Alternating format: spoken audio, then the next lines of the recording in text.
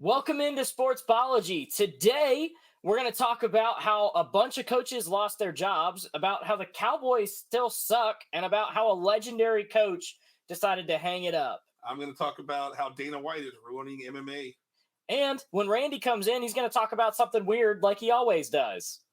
Can't wait. Welcome in. My name's Joey. I'm Chris. And this is Sportsballogy.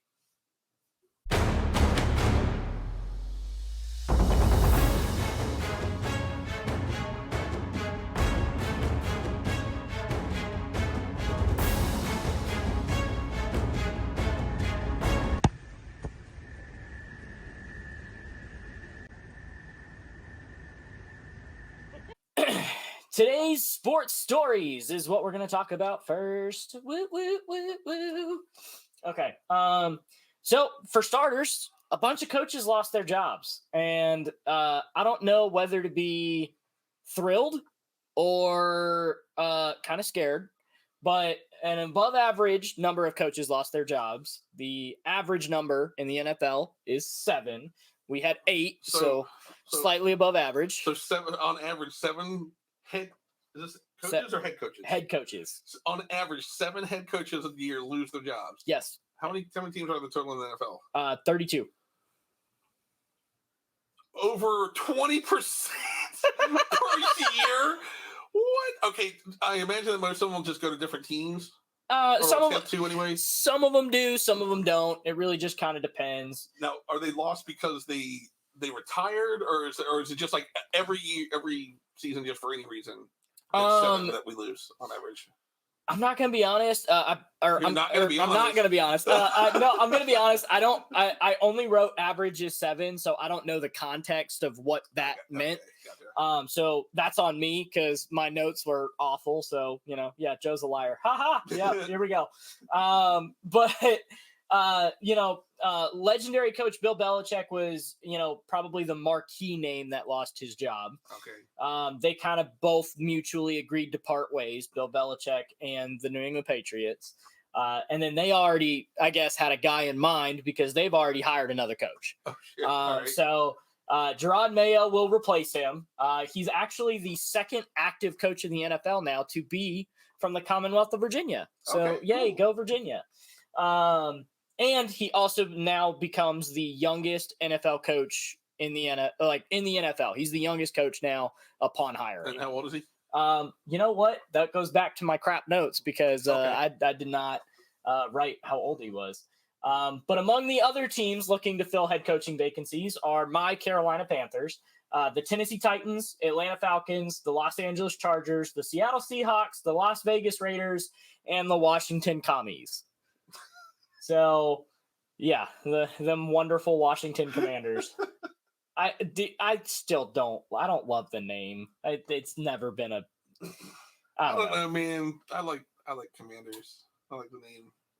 The name of the Commanders. Yeah, it reminds me of Mass Effect, Commander Shepard. That's fair. That's not what they mean, but that's I wish that they did. That honestly be so much cooler. Oh, the Washington Lord. Femships. Yeah. I would always play with a character that I made to look like me, so that I had the like immersive feel in Mass Effect, and then immediately, like as soon as I finished that campaign, would go play Femshep. Yeah. Yep. Anyways, we're here to talk about sports, not video games. Right. What? Sorry. Yeah, little off track, but yeah. So a bunch of coaches lost their jobs, and it was just very interesting as the days progressed about like. Pete Carroll for the Seattle Seahawks had been there forever. Vrabel, who had been with the Titans, had been there forever. And it just seemed like everybody who had been there a while, minus the Carolina Panthers, because, they suck. I get it. Their coaches had been there for a pretty long time, and they just weren't producing the results that they had anticipated, and then they let them go. Okay, so that was going to be my next question is, were these let go for performance reasons? I would say yes, all of them were let go for performance reasons. The Las Vegas Raiders would be the one caveat to that, because of the fact that they fired their coach for performance reasons in the middle of the season. He was so bad, wow. They didn't even let him finish the season. and they've had an interim head coach who I can't confirm yet because I hadn't seen it at the time that I was writing my notes, but it looked like he's going to get the job. So I'm almost afraid to ask this, but does that mean there's been 7 contract buyouts? Yes. Oh my God. I knew you were going to ask about that. So yes, every single one of those coaches had a buyout, so they all get to go home. God, how many? That's like probably $500 million. Pay us. It's a lot to not work. I promise you, I work. I don't work. I'm better at not working than them. I promise. I knew you were going to ask that. That's why I wanted to bring that particular topic into this, because we love talking about contract buyouts on this show. It was a lot. Like, it was so much that, like, as I was going into it and trying to do the math on it, it got to just an astronomical number that I stopped. I wouldn't even the $500 million, $500 million is just my guess off of that, and I wouldn't be surprised if it was more. I mean, it was definitely a lot, because some of these coaches, like the Carolina Panthers, for example, had hired him on a 5-year contract, let him go in year 1. So now they have to pay for 4 years of a coach. Yeah. Belichick, I don't know how expensive he would be. Well, yeah, and I'm not sure if there's going to be much of a buyout there, only because of the fact that they mutually agreed to part ways. Fair, okay. So my assumption would be that there's some, like, negotiation there that, but regardless, it was a lot of money going to a lot of coaches to go sit on their couch and do nothing. Yeah. And I thought it was funny because everyone was talking about, like, what is the most attractive job in the NFL? And I'm sitting here thinking to myself, it's got to be the Panthers, right? Yeah. Because they're the worst team in the NFL by far. They lose, like, almost every game.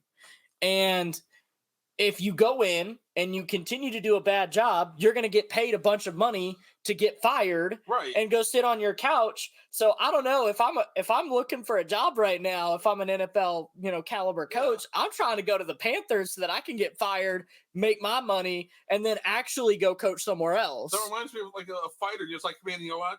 I'm just gonna go throw this fight. Yeah, go make your money. Go make that bank, man. I'm just gonna throw this fight.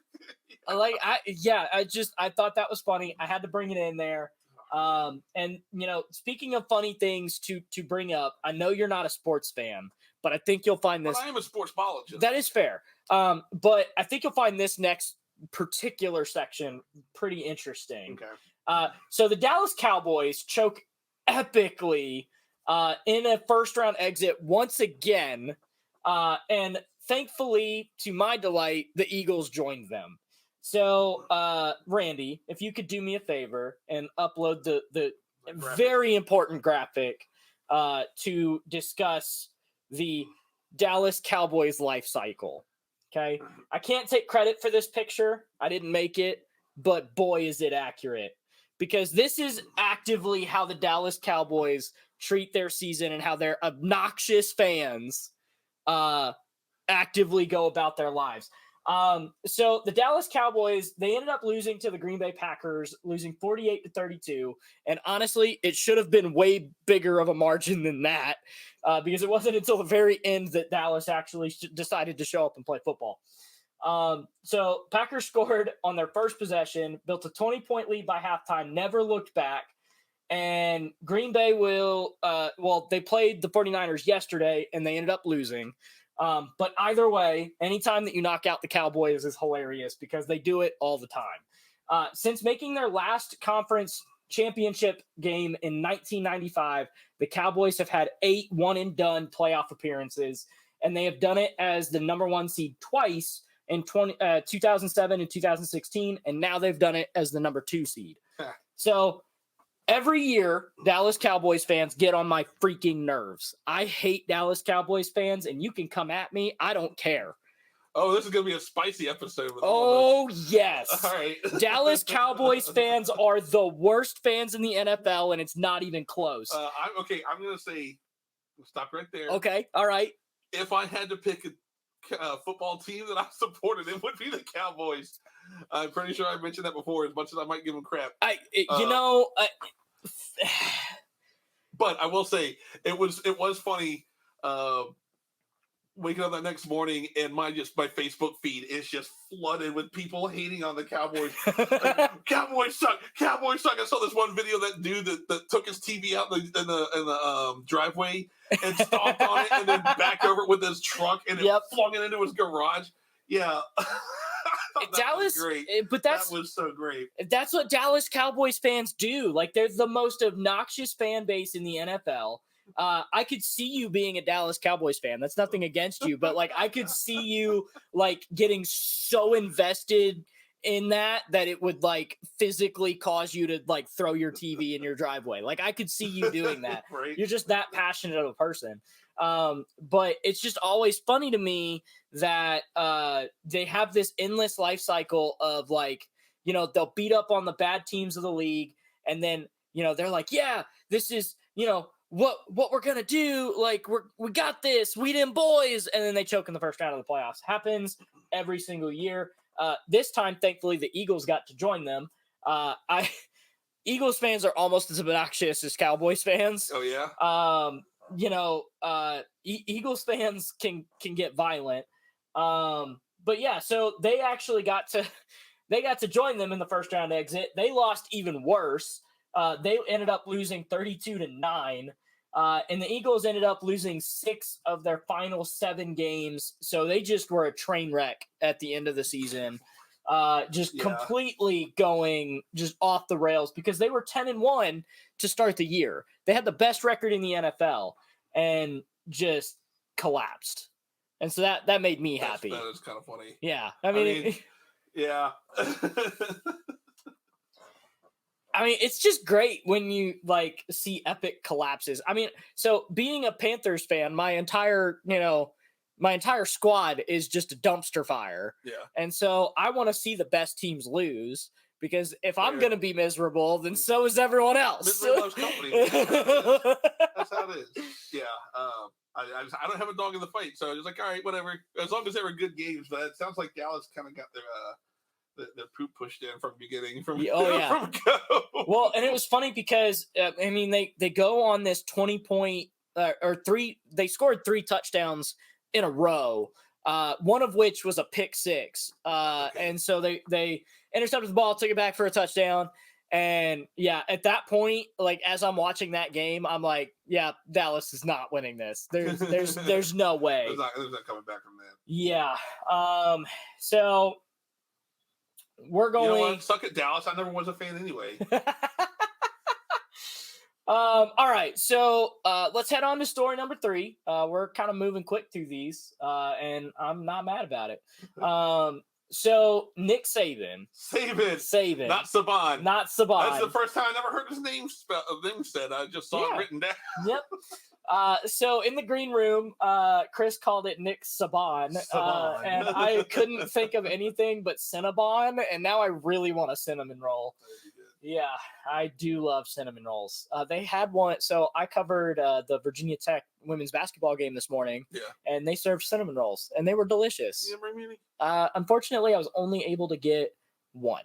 What? Yeah, they only allowed us to get one, but it was a good cinnamon roll. All right. So, anyways, moving on. Next time. So Nick Saban, one of college football's greats, he ended up winning 7 national championships for Alabama, turned them into a national powerhouse. You know, I mean, dude, he was by far the best coach of his time. Played coach 17 seasons in Tuscaloosa, which is where the University of Alabama is. Yeah. And he ended up losing this year to Michigan in the Rose Bowl. And at the end of the year, he was just kind of like, this is the way that college football has evolved, has just gotten to a point where it's too much for me. And then to kind of put the icing on the cake for Alabama fans, like half their players have transferred out. Because he left? Because he retired. Yeah. Oh, wow. So because he's not the coach anymore, all of the players packed up their bags, hit the transfer portal. It was pretty funny. Like half of them went to Florida State.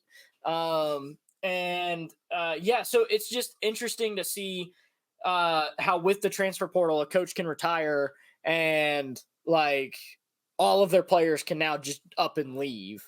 But regardless, I do have to say props to Nick Saban because that dude can coach. Yeah.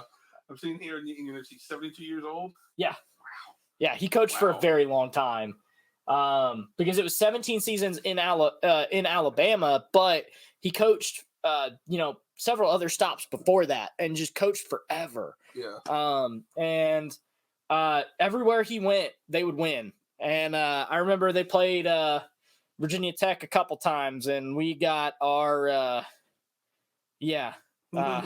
it was not pretty. Virginia Tech did not do very well against Alabama. If it was 17 years, he probably coached against Vic, didn't he? Well, not that season. Okay. Because we only played them. I don't remember exactly what. I know that we played them in 2013, I believe. Okay. In Georgia, at the Chick-fil-A kickoff game. That's the one that I remember. And I'm sure we've played more. And if I did more research, Right. But obviously, Joe, we cannot rely on Joe's notes tonight. Well, no, we can't rely. We just freewheeling. We're sportsballogists. That's what we do. But yeah, I mean, he was a really good coach. And as much as I hate Alabama, mainly because they're the thing about Alabama. Let me get on my soapbox for a minute. Okay. So they play the song Dixieland Delight. Dixieland Delight. Exactly. For Alabama, when that is a song about Tennessee. Yeah. I'm not even a Tennessee fan. But by this band Alabama. Yeah, but why are you going to play? I get that. It's confusing. They should have played if you're going to play in Texas. That would have. It bothers me so much because I'm not even a Tennessee fan. I hate Tennessee. Like I do hate a lot, but like, and for the record, I don't hate Tennessee, but as growing up in a Kentucky household, you don't cheer for Tennessee. That's just not something that you do. Right. And so, but yeah, it always has bothered me to my core that they have a song about Tennessee that they play for Alabama, and that's like their song. And I just don't get it. Like, yeah, because especially like, I don't know how much you know about country music, but I know a lot of Alabama songs. They are massive country band.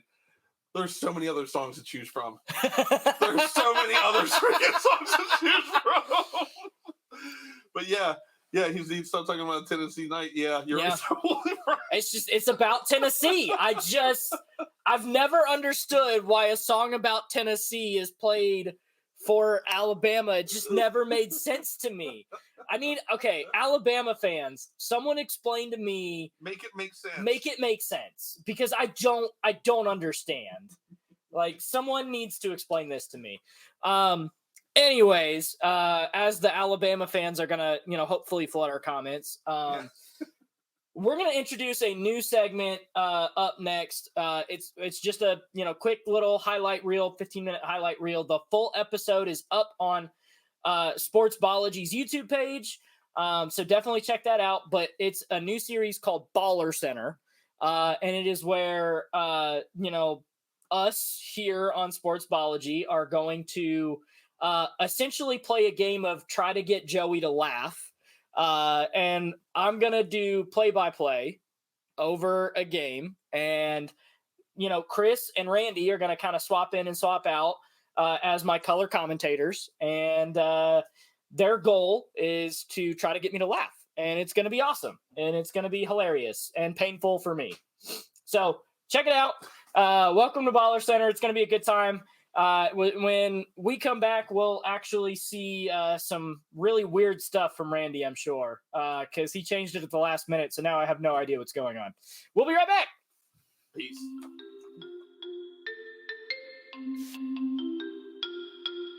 I like that. That's good because I made it. Hi there, welcome to Levi Stadium. My name is Joseph Raymond, and here I am with my partner in crime, Patricia Cornwood. Hi, I'm Patricia Cornwood, and I'm here to Cornwood. So we've got an incredible matchup today between the Green Bay Packers and the San Francisco 49ers. It should be a good one, and I'm really looking forward to a good football game today. I would agree. There's one really good team on the field and another one that, while they're very mediocre, they do their best, and I love them for just existing. Mm-hmm. Right. Shout out San Fran, loving them. Yep. Loving them a lot. Yeah. You know. Totally not biased in any sort of way. No bias here on BallerCenter. Yeah, absolutely not. BallerCenter. Baller to the center. Hey, look, it's Brock Purdy. Brock Purdy. I kissed that guy once. Did you really? Mm-hmm. Well, I feel like this getting to the kickoff is probably the longest part of this entire game. What's a kickoff? That's a great question, Patricia. Great question. I am not going to answer it.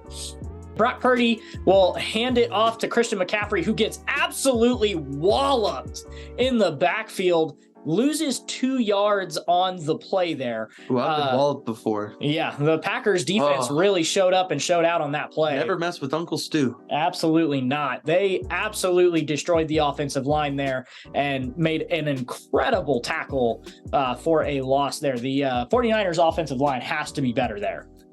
I think we're going to start calling that an Uncle Stu defense. Uncle Stu defense? That's the one. They're playing the Uncle Stu defense right now. All right. Well, Brock Purdy will take it and try to hand it off to Christian McCaffrey. And this time it gets a little better as he'll gain a couple yards there and get up to 3rd and 7. Yep. That's what happened. Yeah. All right, 2nd and 6, Brock Purdy with Christian McCaffrey in the background. They're going to do another read option. This time he fights for the Packers will pick it up. Holy bonsai Toledo. Wow. That was insane. Brock Purdy dropped the football, and I don't even understand why they ran it with him again. It only gained 4 yards the first time. And the Packers defense just looks relentless early in this football game. He fumbled that ball like I fumbled my relationship with my wife. All right. Jordan Love will get a chance to play. All right, Jordan Love will get a chance again. He's going to... We do love that. Put it to Aaron Jones. Who is going to get tackled behind the yard to gain, and it'll be 2nd and 11 for the Green Bay Packers. What is Aaron Jones doing on the field? Now, I remember Adrian Peterson. That guy could run. Oh, nothing like this guy, Aaron Jones. You Vikings fans, man. All right. Daubs, because I doubts they could win this. Wow. And that'll make it 4th and 11 for the Green Bay Packers, and likely they are to punt. Seems Green Bay is doing what they're known for. Yep. That was a very poor offensive showing, in my opinion. 2 very awful passes, and, a run play that was, a lot to be desired there. Due to the butterfly effect, I actually blame the Civil War for that going as badly as it did. If the Civil War would have went a different way, Green Bay might have made that pass. Wow, I don't even know where to take that. Wow, I have no idea what's going on with these quarterbacks in this game, but it seems they turned the gravity up in the field, making it so that the balls hit down lower than the quarterbacks are used to. At least that's my professional analysis. They could just be using deflated footballs. Tom Brady did that once. I don't know. Let's call our expert to see what he says about this. Your mom. All right. So they handed it off to Christian McCaffrey, and he got tackled behind the line. It'll be 3rd and 11. These offenses have managed to go a whole lot of nowhere. I've been nowhere before. Courage the Cowardly Dog is from there. Really? Yeah. Interesting. Him and Muriel and Eustace. I used to love their show. They used to. I still love it. All right. Almost as much as I hated that pass. Lord. 2nd and 13 for the 49ers. Brock Purdy will pass it right down the middle to, I believe, Kittle. And they'll gain a couple there. 3rd and 8. I'm not sure if that's the right play call, or at least if I would call that play call. Yeah, I agree. On that. You mentioned time ticking, and death is coming for all of us as time ticks along. So the fact they wasted their time with that play is just really irresponsible of them to use their time. I would agree. The defense really was cherishing the moment there comparatively. Fair enough. Christian McCaffrey goes in motion out to the outside, and they throw, and they have a wide open receiver. My goodness, I can't really see the number there. Good Lord. Deebo Samuel on the play. They decided to go for the piggyback maneuver on the end of that. That was beautiful. Fair enough, but that was a great pitch and catch from Brock Purdy to Deebo Samuel. I wonder if he hurt his hand on Purdy's metal butt. Probably not. My assumption would be there's some cushioning there. No, definitely not. He's a cyborg. Hey, they could still put cushion. Anyways, that'll be the end of the quarter, and we'll be right back after these messages from our sponsors. I got to say, based on this game, I think the GB in Green Bay stands for gosh, bad. Could be. Who knows? Or Goingo Boingo. I don't even know what that means. I do. Fair enough. All right. That's all it's got to be. Jordan Love drops back to pass, and he's going to dump it off to the end zone. And pass into the coach again. Good Lord, that was like 10 feet in the air. Wow, did you see that red jersey? I did. Whoever dyed that jersey did a very good job. Yep, absolutely. Wow. All right, Brock Purdy under pressure, and he'll just throw it away. That's a smart move there by Brock Purdy. I kissed him once. Yeah, that is, you've said that a couple times. Yeah. Only a few, though. I just want people to know it's important to me. Sure, yeah, absolutely. Brock Purdy, find us on Twitter and or we'll go for Instagram, or we're he'll hand it off to Christian McCaffrey again, but good Lord, the Green Bay Packers defense is there yet again to drop him for a loss. It'll be 3rd and 7. Christian McCaffrey must have just become a Christian after a hit like that, because he just saw some Jesus in that one. Fair enough. Clearly, I need some caffeine, though, because I am like jumbling all over my words. So Brock Purdy will have to respond to that on 3rd and 7. I would assume it's a pass. That is exactly what it is. And okay, I don't know what happened there. Ran into his own player and kind of got stuck. It'll be 4th and 1 as Deebo Samuel gains a decent amount of yardage, but I don't really know what happened there. The Packers could have intercepted that and then just didn't. Did you see 59 get shoved off right there? It's almost like most teams shoving the Packers off most of the season this year. Well, I mean, honestly, it just didn't look like he was paying attention. Like, it looked like he was lost in outer space there. I mean, if Aaron Rodgers can do perks on the field, why can't he? The 49ers are going to go for it here on the 38-yard line. They're going to hand it off, and they're going to get it. Look at that. Deebo Samuel fights forward and gets the first down. So the 49ers are going to keep their drive alive here. Deebo! Right. No bias whatsoever. Nope. Yep, absolutely not. I don't know what you're talking about. What? Everyone who has been supporting me all these years in my football watching abilities. They're going to hand it to Christian McCaffrey, and he's got a lot of green field. He's going into the end zone. Touchdown, 49ers. Tickling toenail Teletubbies. That was crazy. Christian McCaffrey into the end zone, found a lot of open space. The Green Bay Packers defense just kind of fell apart there. And the 49ers have a 2-touchdown lead here against the Packers.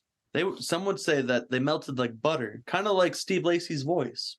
The Packers are going to have to do something on this drive if they want to have any sort of chance in this game, I would assume. That goes right out the back of the end zone, though. What a great kick. I mean, just like I got football powers from kissing Brock Purdy, maybe they should all go kiss Brock Purdy and get the football powers. Is that how that works? Yep. All right. Well, clearly all of us need to go make out with Brock Purdy then. I played for the Chargers for 17 years. All right. I don't know how accurate that is. Somebody Google it and at me on Twitter. Patricia Cornwood, quarterback of the Chargers. All right, Jordan Love will drop back to pass, and the 49ers defense oh, what a catch! Oh my goodness! And he might take it all the way. Touchdown, Packers! You did just tell them to do Christian something. Watson.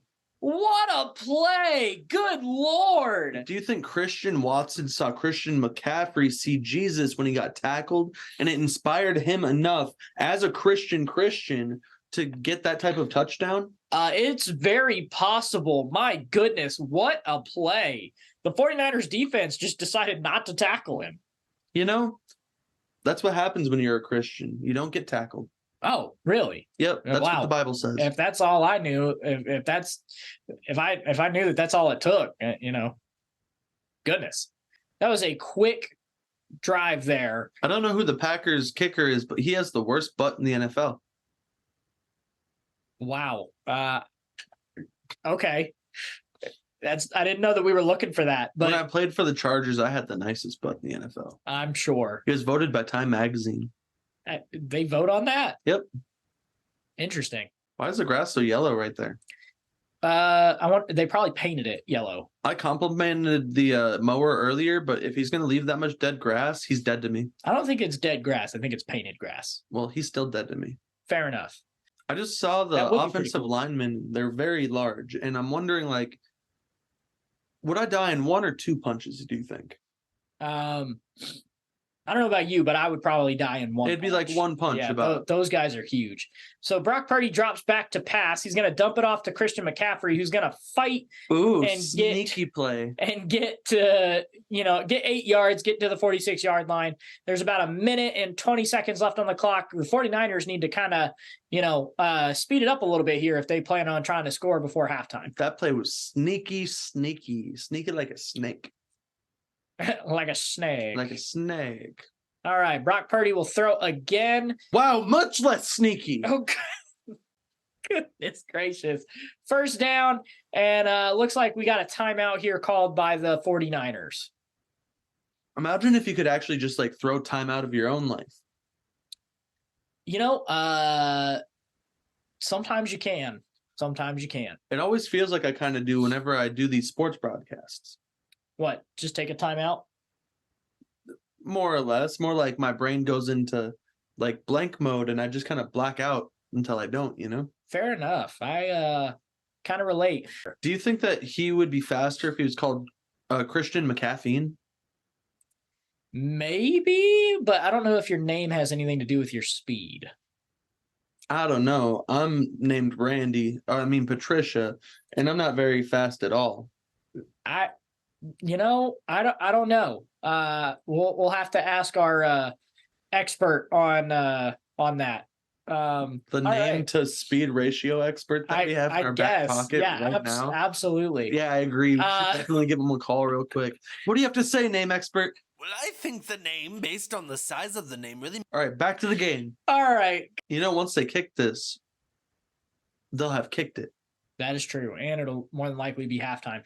What a great kick. Absolutely nailed it. And unfortunately not halftime yet. That's true. But they'll kick it off and take us to the half here shortly. But that was a much better kick than when Green Bay tried to kick a field goal. Earlier you were like bragging way too much in the bathroom, saying you were like some type of god or the oracle of football because you could predict everything that was going to happen. And now I'm kind of questioning your abilities because we didn't go into halftime, but instead of 7 seconds left. Yeah, see, I don't remember saying that, but if I did... No, you definitely did. You did it while you were slapping that child around. It was really crazy. Oh, well, see, I definitely did that part, but I don't remember calling myself a god. Okay, maybe it wasn't God. It was more like God-like. All right, so they're Did you see going that to kick that, and we're going to get ourselves a return here, and the Packers will have 3 seconds left to either take a knee or chuck it, Hail Mary, and see what happens. He just got shoved down like the skinny kid at the schoolyard. That was me growing up. I got bullied a lot. It's okay. Yeah. Oh, it was in the past. You're right. Yeah. You're right. I get bullied now, too. No, you don't. It's fine. You just get harassed. Well, Jordan Love takes a knee, and we will see you guys back after the half. If there is more that you want to see, go check it out on Sportsballogy.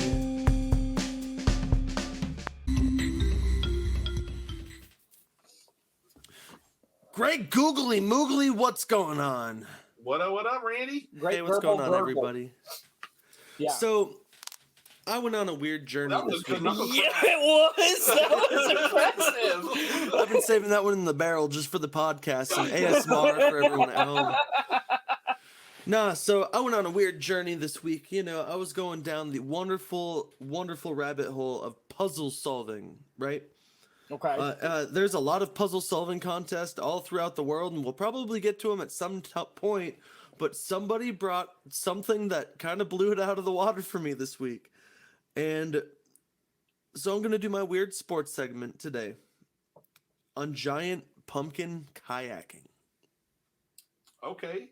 So, okay, hold on. Before we get into this, I want to take just a guess, a shot in the dark as to what this is. I guarantee it has it right in the name, Joe. You got this. See, that's what I'm saying. Right. It seems like it's low hanging fruit. Well, they got Literally. pumpkin fruit. Yeah. So, my assumption would be Pumpkin is a they fruit. empty out a giant pumpkin and then they try to go as far as they can in like a lake or something. Close, but no cigar. Interesting. That's totally what I was like. Yeah, because I thought they would Okay. hollow out the pumpkin and then use the pumpkin as a canoe. Nailed that. You got that part. Okay. So the objective is participants start by sitting inside of a giant pumpkin that was either offered by some giant plant growing farm group or grown themselves. I was hoping you were going to say farmer, so I could say some giant farmer. It's just Ted, the 12-foot farmer. You know, he lives somewhere in Maine. No, but you know, you can bring your own pumpkin, or you can grow or go to a place. The one I have on here is Pacific Giant Vegetable Farm, Okay. and they provide all of these pumpkins for everybody. And from there, it's a start to end race. So you're actually like racing other people who are also in pumpkins all at the same time with you. Hold on. Do you make the kayak during the race? Yes. Kind Okay, of. Well, yeah. no. So not in the sense of the pumpkin is completed by the time it's in the water. So you just start the race in the pumpkin. But that Okay, being said, okay. you do build your pumpkin before you put it in the water to race. Okay, I see. Got it. Okay, so that's actually pretty cool. So you do some hydro engineering. Cinderella type pumpkin pumpkin engineering, and then you have to take the pumpkin into the water and then race. I vote that we three do this because this sounds It's a lot awesome. harder to access than you think. You know, I'm gonna put my money on the team that wears Uggs. Uggs. Yeah, the Well- whole basic white girl pumpkin. going on She's here. got the pumpkin spice. She's just I'm rocking.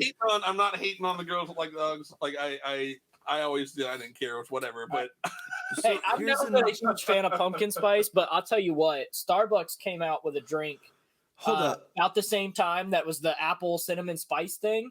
Bro, that thing tasted like an apple pie. I was so in. I was going to get on Joe real quick and not move the podcast on until we discuss his pumpkin spice hate, but he redeemed himself with the end of that story, and I can't drink apples, so he's got, you know, that was kind of a slap right back in the face before I got said anything. So I'm just going to continue on. No, so one thing that is kind of funny is when you build your pumpkin before the race, you can add anything to it. You can't add a motor, but you can add decorations. You can add like side fins. Whatever you got can technically go on this pumpkin. a cannon. Like, can I? Boom! You know, I was actually about to ask what you would attach to your pumpkin. That would was the next if it's question. not in the rules. I'm taking them out. That's a good I, I can just imagine Chris with like a hat with a Jolly Roger on it, and then just like out the side. With midnight. Don't.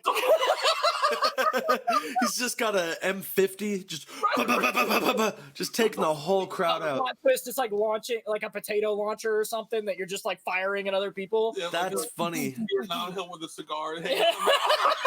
That's some like Plants vs Zombies thinking right there. I love that. No, mine that I was thinking, you know, movies like Death Race, or you know, there's some sort of race and everyone is trying to kill each other, so their vehicles are weaponized. I would get 2 of those like side wheels on the side of my pumpkin with the spikes on it. Oh yeah. You know, and they buzz out, and it's like, ha ha ha, you're next to me. you know. Oh, what was that show, that cartoon back in the day? Wacky Races. Wacky Races, Yes. yeah. Just like Wacky yeah. Races. I loved that show. Yeah. That was like one of the best I shows always remember growing the up. dog. Yeah, I can't do that Muttley. Yeah, Muttley. Yeah.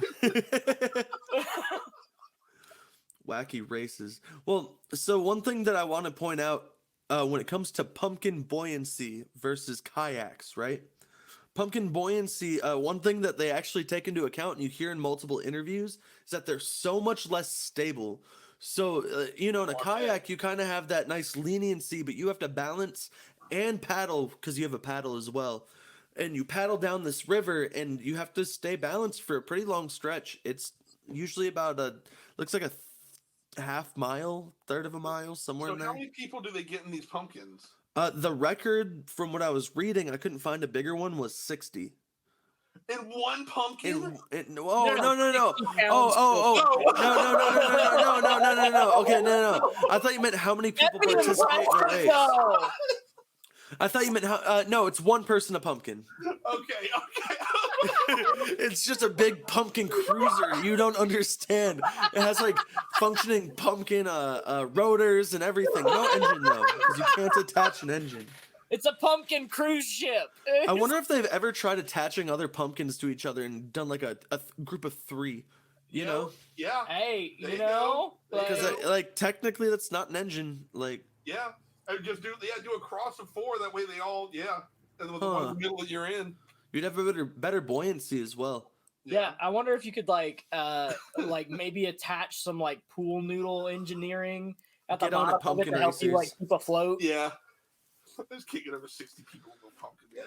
Like, you have no idea what happened in my mind in that split second. Like, that pumpkin was like, okay, it's this way. What? Whoa, now. So one thing that's funny, the first race was pretty recent. It was in Nova Scotia, and it was in 1999, right? And it was started by a guy named Danny Dill, which is really funny because I know a guy, like a personal friend named Dan Dill.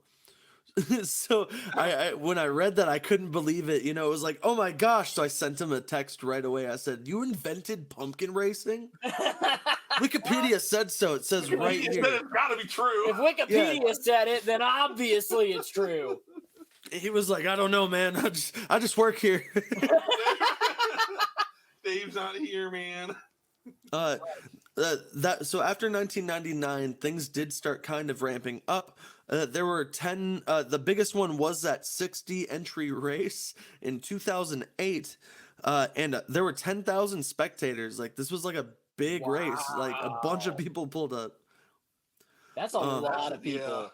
That's a lot of people. For the first, that's extreme ironing numbers, man. I know. No, that's not even close. Where's that wife carrying? You have to climb them. Oh, Yeah, no, wife no. carrying is where it's at. Okay. Heck, that actually might even be like a lower sumo level. Well, let me put it this way. So at the women's basketball game today, there was 6,400 some. So They're at 1%. Yeah. like that's what I mean. They're all just under 1% of. Yeah, like 10,000 spectators is a lot. Yeah, like that's that's a a lot of people. lot. Like, Oh, I'm thinking of entrance. Sorry. We're going to Nova Scotia, boys. let's do it. So the first 10 races, this one guy named Leo Swimmer, Leo Swimmer, he's kind of the Michael Jordan of pumpkin racing. He won 6 out of the first 10. So like Whoa. within that 10-year gap, he won 6 of them, which is just kind of nutty. Like, So he's a Michael Jordan, but we've already established that Michael Jordan. well, that's a food eating is Joey Chestnut. Joey Chestnut is So the Michael he's- Jordan of. Michael Jordan. Michael is Joey Jordan is- Chestnut yeah. of the NBA. That's well, right. no, That's that's right. fine. But Leo Swimmer's kind of under both of them. You know what I mean? He's the Michael Jordan of this. Jordan Swimmer, got it. He's not quite a Joey Chestnut. Like that dude's insane. Like, but he's close. He's close. I also left a side note because while I was researching this, there was this guy in Missouri who was really inspired by all of these pumpkin races, but there's not any pumpkin races there. So he was determined to just grow himself a pumpkin, and he did, and he set the record by going 2 miles down a river in the Ozarks in it. Oh my god. And yeah, it was 846 pounds, which it Whoa. looked kind Wow. of like one of the medium ones compared to the races. So was the just- races ones must be 1,000 pounds, maybe like Yeah, I was just about to Like- ask what those were. 1,200. Wow. Like That's I'd I wonder say how the soggy they smallest. get by the end of it, you know, if they've got that rind, if it really is waterproof or whatnot. Well, and then It you also seems got to to think be. about like the pumpkin itself has got to be like kind of squishy already from Yeah. like. So like Uh, yeah. It's gonna be a weird texture. Oh God, I'm such a texture person. I don't know that I could like. Do throw Joey in it barefoot. Oh my God, no! Okay, so I'm imagining you keep the lid. That's like a horrifying thought. Oh It's my like you'd be walking on God. hard pudding almost. Ew. So this has nothing to do with a race, but imagine like a Trojan horse, but it's like a giant pumpkin. Because you just like, they just already got the guts scooped out. It's like, hey, we brought this giant pumpkin for you, but it's like 1,000 pounds. So, like you're going to have to put it somewhere safe in this building. That would be the ultimate heist. You could pull it off so easy. These pumpkin people don't know what they're doing. Well, Right? no, the trick would be to grow the pumpkin with the people already inside. True. Oh, way- yeah, So that why would be you game cut it off? over. Like, you have these pumpkin pod people, right? This is You a ever sports seen- show, isn't What it? rabbit hole are we down right now? You ever seen I think it's in Japan where they grow like melons, like pumpkins and watermelons in square boxes and they come out and they're like square? That's also super cool. Just a I weird have- side okay, thing. Yeah. So Martha I don't Stewart, know watermelon, though. yeah, right. Yeah, I want a square watermelon. That's funny. I like my watermelon with corners. If there's no corners, I'm not taking this. No, so Martha Stewart tried to erase one at one point, right? Oh wow, okay. And took Whoa. all of this time to grow a pumpkin. This was in like 2005. So if you know anything about Martha Stewart, by the time her pumpkin grew, she was incarcerated before she could race. You know what? Which- I'm gonna stop right here.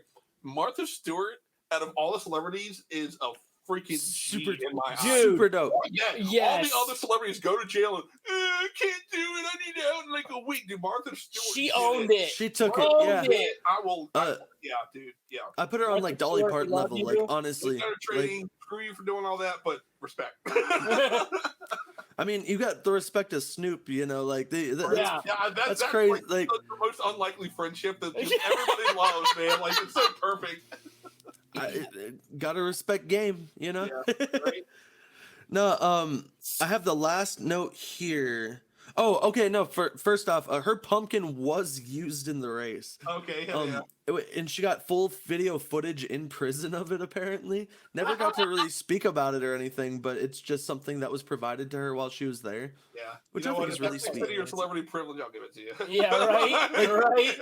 Imagine she's in jail, surrounded by whoever. She's got her mates, and all of a sudden, oh my gosh, it's here! What's here? The pumpkin video. They're all running it. There's just all these inmates surrounding the one TV they have in this rec room or whatever. That's how we smuggled it in. Yeah, And right. they're all watching the pumpkin video. It's just such a Criminals. funny Yeah, video. hard Like, criminals like Acting betting like cigarettes on who's gonna win the Acted like we're gonna do with the Marvel Olympics. Actually, I was gonna do a piece on the Marble Olympics coming up, so cough, cough, we nudge, still nudge.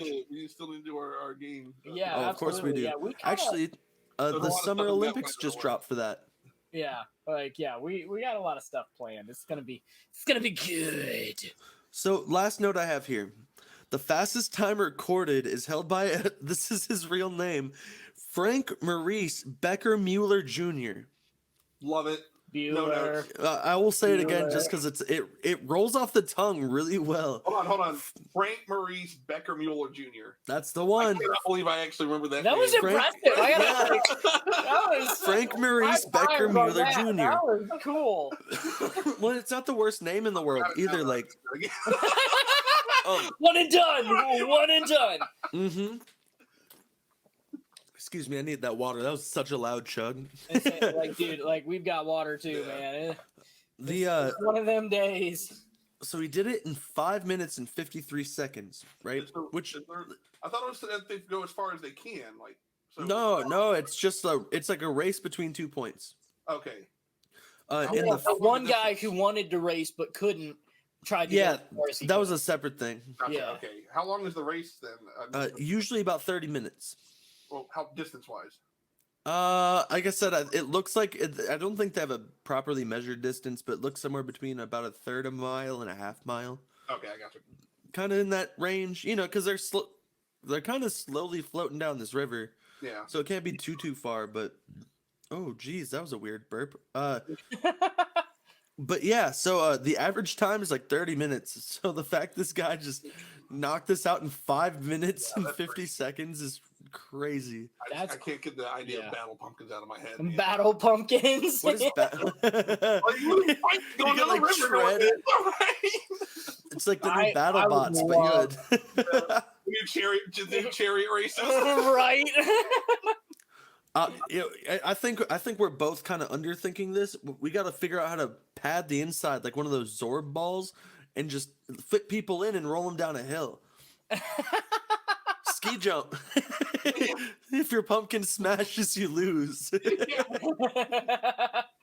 Someone is bound to get hurt. I don't know that I'm mad at it. Like, Right? That would be fun. I cannot iterate enough how much this is a funny thing to watch. There's plenty of videos on YouTube. This is not an undercovered sport. Like lots of news segments. You can get interviews. plenty of pumpkin races to go around. Very entertaining little rabbit hole. I was really having a lot of fun with it when my friend suggested it. Don't get me wrong, watching someone make a puzzle in like 30 minutes is crazy, but there's just something different about 30 people floating down a river in these giant pumpkins. One giant pumpkin. Hey. In like- one giant, it's James and the Giant Pumpkin. That one went straight to DVD. Straight to DVD. Oh yeah, you don't even the pumpkin rotted halfway through. It was a Kids even nightmare. know what DVDs are today. Back in May Day. Back in my day, we had to rewind. I had the soundtrack on 8-track. Yeah. There was no rewind on Oh, 8-track. You're rewinding fast forward. You're just going around the block again listening to it. I spin it on 45s on my cassettes. All right. Well, that was extremely fun. We have, supposedly, I've only heard bits and pieces of what's about to happen next. But when we come back, we have an epic rant planned for you, which you can tell Chris is already. I've been gearing up for like last minute. If you watch the camera, you can see. He's feeling it, Mr. Krabs. So I'm genuinely kind of wanting to stay in this one. do it. I'm so in. All right, when we come back, we're gonna have. I'm gonna call it Chris's soapbox. Yeah. We'll be right back.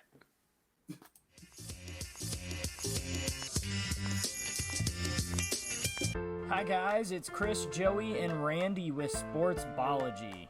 Have you ever thought to yourself, man, I have money and nothing to throw it at? How about, I'm really tired of owning 15 yachts? Well, how about you put that money to good use and sponsor your own sportsbologist today? For only insert amount here, you can help protect our sportsbologists from becoming even more ignorant about what goes on in the world of sports. From basketball, baseball, football, or any balls for that matter, you can make a difference today. Take it away, Chris. Thanks, Joey. You know, sports blindness is a serious affliction, but for the same cost as just cups of coffee, you can sponsor a sportsbologist today. We'll send you a brochure with their birthday and other fun facts while you watch them learn and grow. Look at this puppy. Look at this little kitty. Won't you sponsor a sportsbologist today?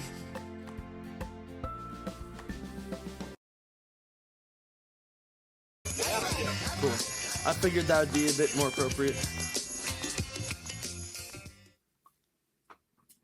All right. Well, we are back here at Sportsballogy. So people, the longtime fans of our show, will know that I don't really follow sports that closely.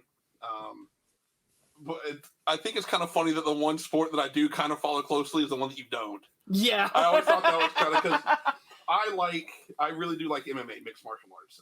It's very ADD friendly. 5 minutes of people beating the crap out of each other and then commercials, love it. But I grew up watching that. Like I remember going to Blockbuster and renting the VHS tapes because they didn't air it on TV. Like it was just that first fight with Hoist Gracie and whatnot. John McCain and all them after that were like, oh, it's human cockfighting, trying to get it. Did you just say John McCain? Yeah, John McCain, dude. This happened? went to the Senate, like all that. Yeah, they were trying to get it banned. And Dana White, to his credit, was extremely instrumental in making MMA as big and popular and bringing it to what it is now. And I think in his case, it's one of those cases of like you die a hero or live long enough to see yourself become the bad guy, because he has become the worst thing to happen to MMA. It's oh my god. Okay, so Let her rip, Queen. Chris Rage Cam, activate. Yeah, right. The day when it started, he made it a point. All right, we're not going to be like the WWE. We're not going to have these crazy intros. There's not going to be any showboating. We're not going to have all of these like these trash talking interviews, stuff like that. But over time, he realized that's kind of what was bringing in the pay-per-view sales, right? So then you start getting things like Brock Lesnar, right? Brock Lesnar being allowed to come into the UFC, he fought I think it was like 1 or 2 times, and then immediately got a title shot. No, okay, that right there is an example of what's called Dana White privilege, right? Dana, I'm not the one that coined that, but it is so perfect. I don't know. You can call it DWP. Whoever coined it, I'm in. I love it. I love it. It was one of the fighters that I'm going to talk about. I'm talking about bad notes. I didn't get that guy's name down, but basically, if you have Dana White privilege, nobody can touch you, right? The problem here is that UFC is the promotion, but they also control the rankings, right? So they can rank whatever fighter they want to rank them and then do whatever they want to do with the promotions, right? So I'm getting lost in my thing here. I feel that. Like basically, you can tell that it's like Dana White wanted to become, after a while, the celebrity started going to his head. Like he starts riding around in videos with Conor McGregor. Conor comes in, has a couple of fights. Granted, he did win the title. I'm not going to take that win away from McGregor. And he was, he was the champion. He did hold the belt in 2 different weight classes. But if you look at his fights that he took, he was put up against markedly easier opponents than others that came in. There are some that they'll go 8-10 win streaks, but since they don't trash talk their opponents, they don't bring in the views, they don't get the title shots, right? You've Demetrius Johnson, one of the all-time, if not the best fighter, like in my eyes, the best pound for pound fighter of all time. He has the most title defenses. He had 12 straight title defenses. That is insane. Jeez, really? No, yeah, dude. Oh my god, a lot. But nobody ever talks about it, right? That was going on the same time that McGregor was, but because McGregor is trash talking and getting the views, he's the one that Dana White is like, yeah, we're putting him up front and center. We're gonna so when you look at the posters, McGregor is huge, right? And 12 in a row though. Those are Joey Chestnut numbers, right? Johnson is a Joey Chestnut. Can't think of anything more different than MMA and competitive eating, though. Literally. I mean, no, that's what they do after those fights. I mean, they go and kind of competitive eat themselves into a corner for a second. Yeah. More like a coma. Anyways. But yeah, so on the posters, Conor McGregor is like huge, but Mistival is like super tiny. But Mistival was on a much better win record at that point. Things like that. And basically Dana controls the fights. He'll say you're fighting that person, right?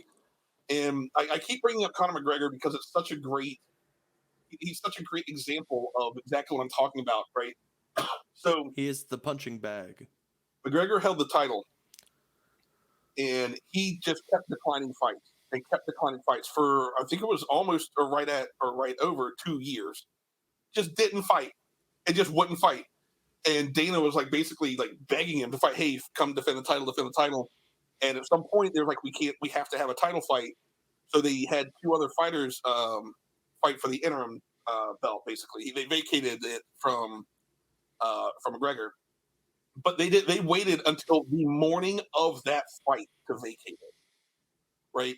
But then you have instances where other fighters, if they turn down a fight, if Dana doesn't like them, he will go to these press conferences and bash the crap out of them. Like Demetrius Johnson, for example, he was asked flat out, is Demetrius Johnson the best? And he said, the press and whatnot will tell you that Demetrius Johnson is the best, but I don't think he is. I think Conor McGregor is pound for pound the best fighter there is. And I don't know, man. Anybody that's followed UFC, because I kind of stopped because of all this craziness when they brought Brock Lesnar on. I don't even know if you saw that, but when Brock Lesnar won that, I think it was UFC 200. He said, "I'm going to go home and drink a Coors Light because Bud Light won't pay me enough, and then I'm going to get on top of my wife or whatever the case is." Like in the middle of the ring right immediately after the fight, and Dana White has allowed the UFC to just get turned into a circus, right? And I'm not going to say like I'm going to like a purist or whatnot, but I would rather know that the fighters that I'm watching are legit the best, the ones that put in that work, that got those 8 and plus 10 win streaks. Give them a shot. I don't think that the champion should be allowed to turn down title shots, at least not from the top 3. Yeah. Or unless there's some sort of specific emergency. Yeah. There was another instance with Demetrius Johnson. He was supposed to fight against TJ Dillashaw, and there was concerns that TJ wouldn't be able to cut down to the weight. So Mighty Mouse, and there was TJ and DJ, so I'm going to refer to as Mighty Mouse. So Mighty Mouse said, well, if that's the case, I want my pay, and if he can't make his weight, I want his pay too. Kind of his incentive. And Dana White, ooh, you don't tell Dana White what you want if you're not on if you're one of the cursed, not the privileged few.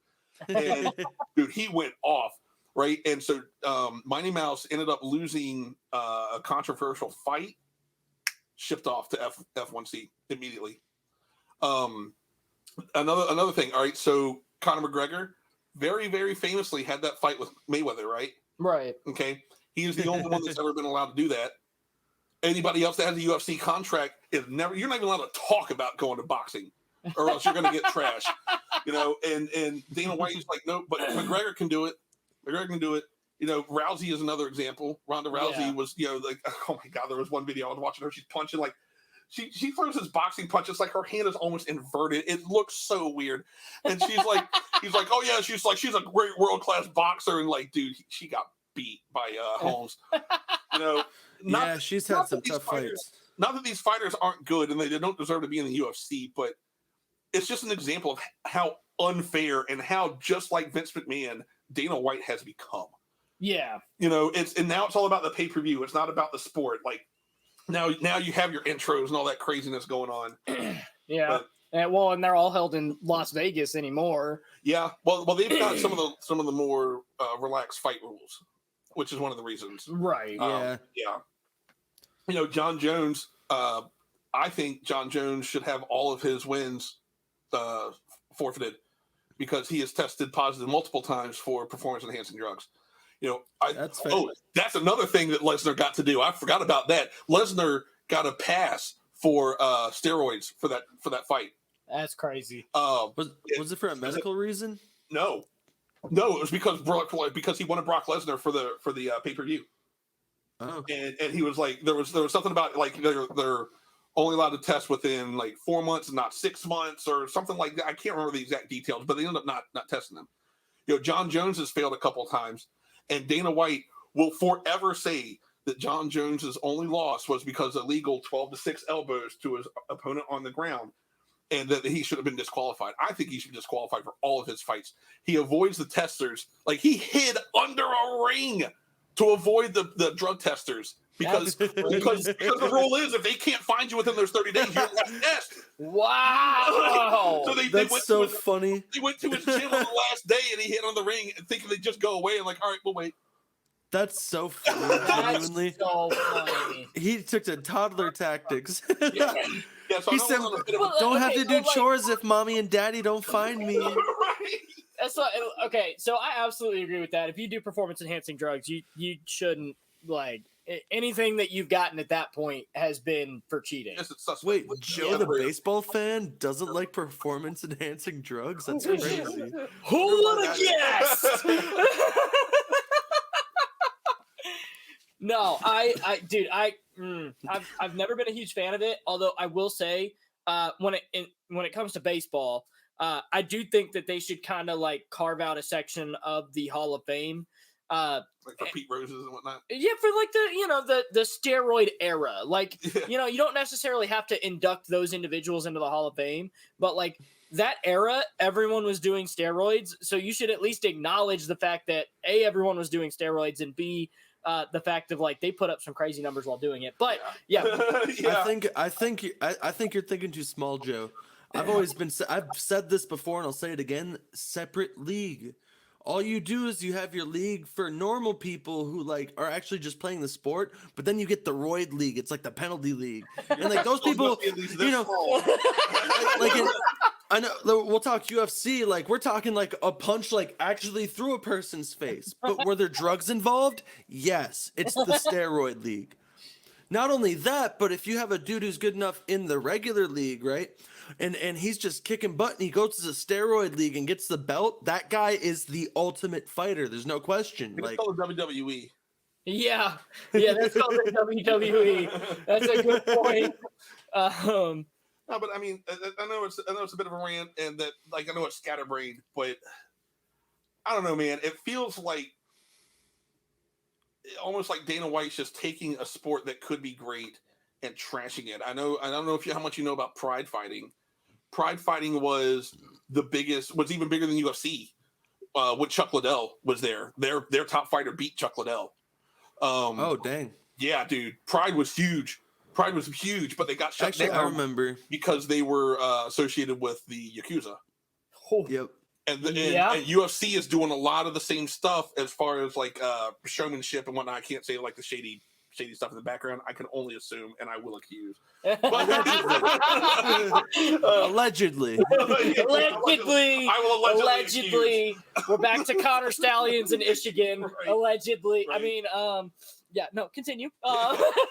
Yeah, but it's I don't know, man. It's like Dana loves that. Like when Connor flew across the world and threw that chair at Khabib's tour bus. I don't know if you ever heard that. Like he literally got on a jet I and saw flew the across video, the world and like started some crap after this dude's fight. Yeah. And Dana loved it. Yeah. Dana loved it. If that had been anybody else, they would have been out of the UFC, or like they like to do, they'll indefinitely extend their contracts and just not let them fight. That way, the prime of their life, they're just wasting away as a punishment. Like UFC contracts are they are really broken. They're probably some of the worst in the entire sports industry. I believe that because I don't know, man. Soccer's still a thing. well, soccer at least has like ways out. Like with UFC, like if you have a UFC contract, you're not allowed to fight for anybody else. Yeah. Nothing. And so at least with soccer, like it like there's certain go find rules another that are club. applied there that like allow certain players to play. And so like, but yeah, with UFC, like they don't have to fight you. They don't have to let you fight, which means they don't pay you because they're not UFC employees. They're independent contractors. So Yeah. but you're not allowed to fight for anybody else. So they just don't schedule you to fight, so you don't make any money, and you can't go anywhere else under penalty of this contract that they could just keep extending. Yep. And it's how Dana controls these fighters. And I think it needs to change. I think Dana White needs to go. Like, that's just how it is. Dana, I will fight you in this. I will fight you for this in the octagon. I'm not kidding.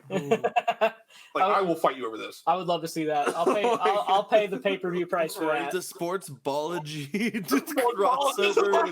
Up and coming sportsbologist.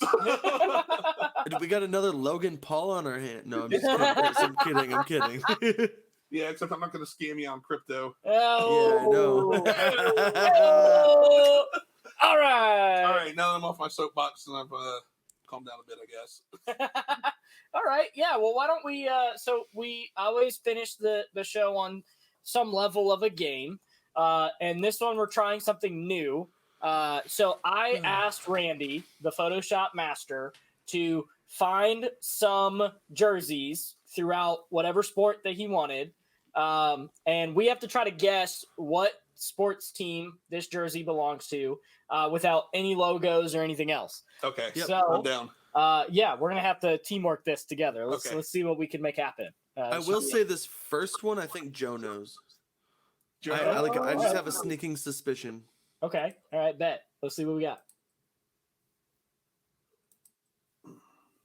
I do actually know this one. I'm pretty sure. I might be wrong, but I'm pretty sure I know this one. So I'll let you know what league this one's in. Off my thing. What am I doing? I'm guessing. What So team that belongs we to? got to guess what team this belongs to. Now This is I a actually, multiple choice. so I actually do No, know what this belongs to. So I will. The Philadelphia Circles. I can make up some multiple choice right on the spot. Okay, so yeah, if you want to do multiple choice, Randy, we can help. Chris out because I'm pretty sure I know. I'm like 80% sure that I know who this belongs to. I thought the game was I'm going to try to be picking up which jersey is not real. No. Oh, that'd be really fun. But Better. Maybe next time. We okay. adapt on this show, man. So I will say all of these are like popular teams. This is I'm not, you know what I mean? Like the Milwaukee Bucks or the Seattle Mariners or the Minnesota Vikings.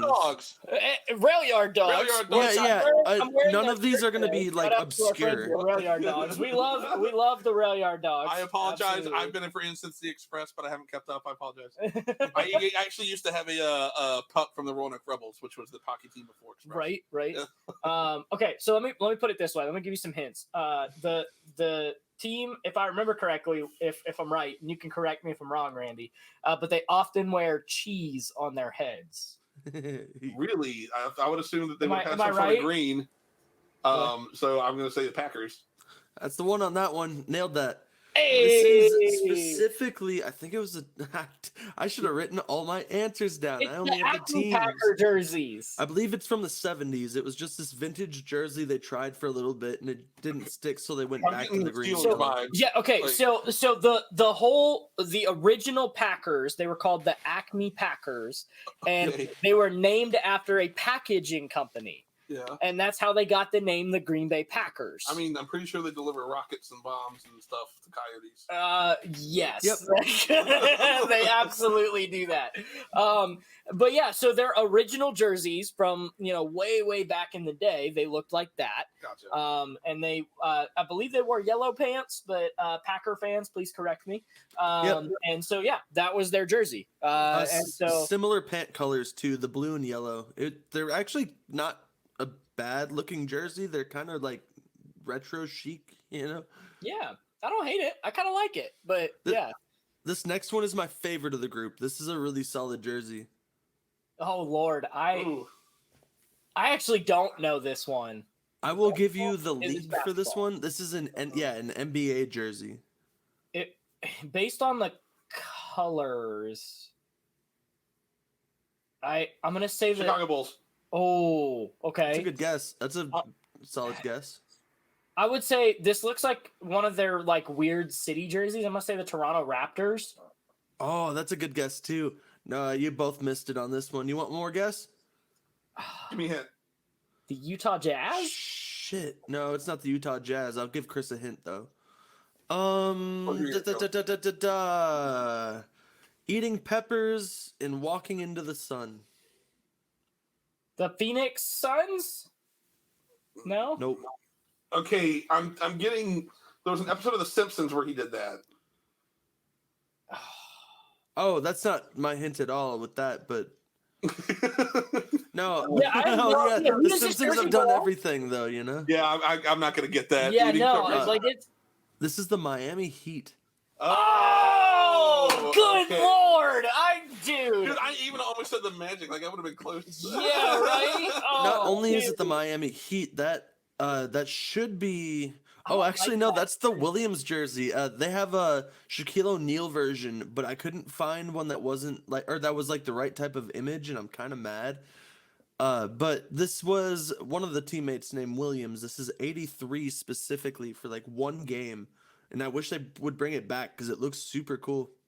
I don't know. I don't like it. I'm I'm gonna not just a be big fan of honest. it, Like, yeah. yeah, it's really. It- When Let me was this find- jersey I enacted? think it's the number. I think it's the number placement and font. Let me that show they're you not the working actual with me. one, because I photoshopped that so that you wouldn't have a logo. That might be it too. That's missing something. Yeah, So one moment, everybody who is watching the video. For everyone yeah. else, you suck. And No, if I'm you made it just this far, kidding. please like and subscribe. Like and subscribe. Yeah, woo! Hit that subscribe button. Okay. So here it is with the. Oh, okay. This is the same photo. Screen share. Wow, this is so cool. I love this. There we go. So that's the with the name on Okay, it. that And I looks think bad. it's The balanced so pink- much better. Pink was kind of throwing me Yeah, off too. yeah, that one is much better. I'm So- still not crazy about the number and the name, but the pink looks Yeah. much better as orange, Yeah. or the color Yeah. look better rather. I don't know. I don't watch. If it was current orange, I think I NBA, would have but probably guessed Heat. Like, yeah, that's fair.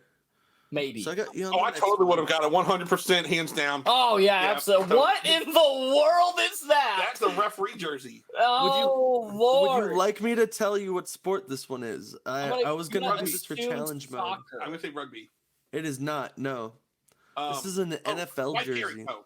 It's an NFL jersey? Yep. Ooh. What in the ugliness is this? What year? Give us a year. 96. I was alive when this was around. I think so. Oh, I'm yeah. pretty sure it was 96, somewhere in that time. It looks like that the show Yellowstone, that logo kind of a little bit. I'm going to say Pittsburgh Steelers? Okay, it's a good guess. What are you thinking, Chris? I'm thinking there's a castle on the top of the logo, and I don't know if those aren't gears. What are those?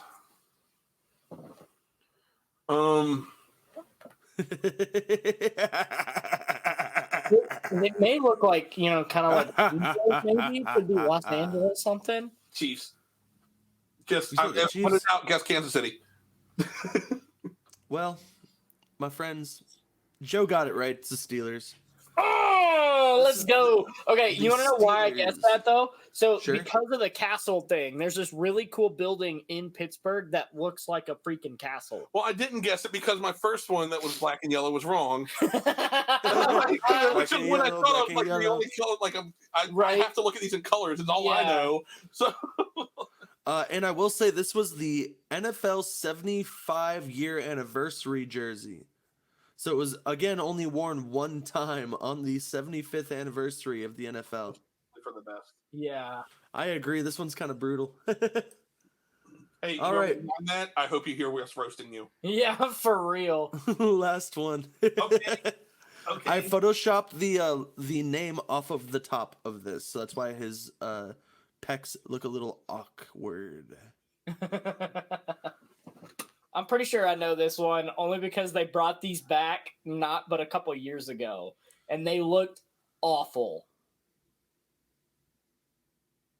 What are you thinking? These are rough. I think you should guess because I'm almost positive that I'm right. I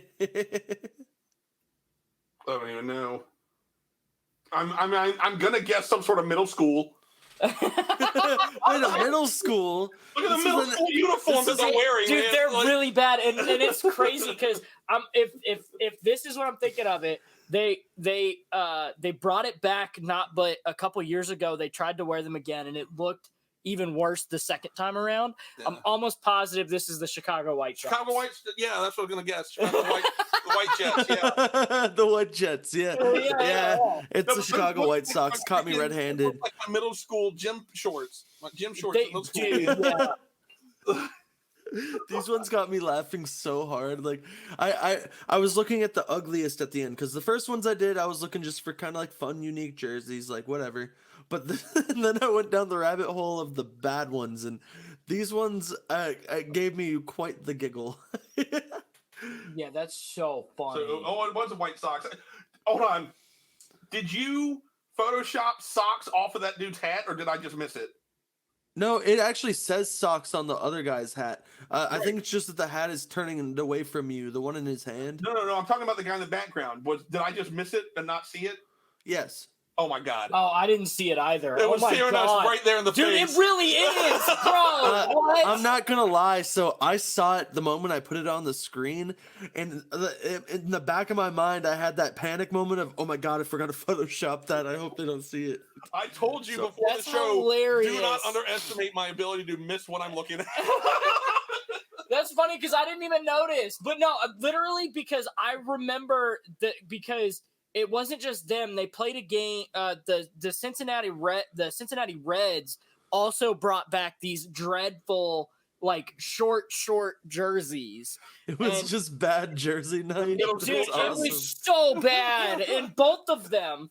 Like This honestly looks like a polo club, like or you know what I mean, like one of those Yeah, like. it really does. Hey, we are the rich people in town, and we are here to play some baseball with you. If you do Yeah, not they're- like it, you can reserve yourselves and go find yourselves somewhere in the trash, like the filth Yeah, you well, are. and what's crazy is the White Sox have some really cool throwback jerseys I like the that are pinstripes. not these. I like the pinstripe. The jersey, though. yeah, the White Sox pinstripes are Yeah. slick. Yeah. I like them. And then the brand new Sox logo with it kind of going down in a diagonal with the medieval font. Yeah. Like White Sox. Like, why did we do this? Like, why? I guess so we could just see those dudes with meaty quads. Honestly, at least they're like good legs in these. You know what I mean? That was immediately when I first was like, holy shit! Like that dude's got some muscle, man. Like those are thick thighs. He looks Make man. it like kick he a looks horse. Like, and that freaking stash, dude, that's like an epic stash. And all like Carl Weathers is what I'm getting here. And I don't know why. No, I saw Carl Weathers as well. I thought the same exact thing. Yeah, I think it's the mustache is what's doing it. That's awesome. Oh God! Oh, yeah, All that was right. great.